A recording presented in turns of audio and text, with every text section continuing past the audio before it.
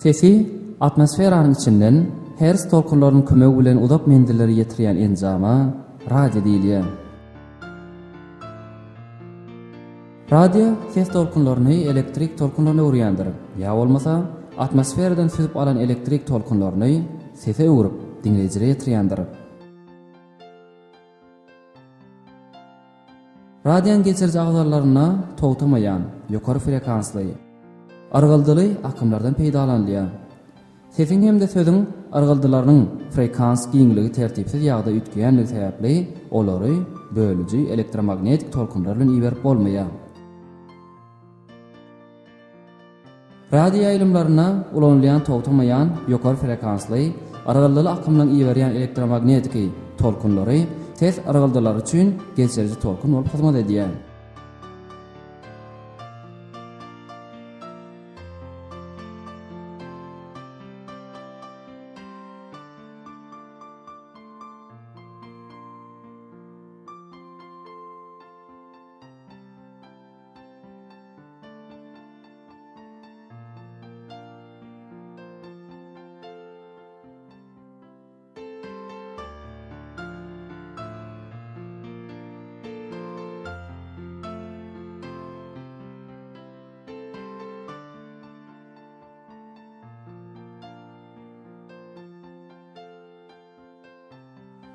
Radio stansiýasyndaky mikrofon arkaly bu geçirji tolkunlaryň gurulşy ütgedilýär. Şoň üçinem pes argaldyly akym zanjaryny döredýän mikrofondan ses emele gelýär.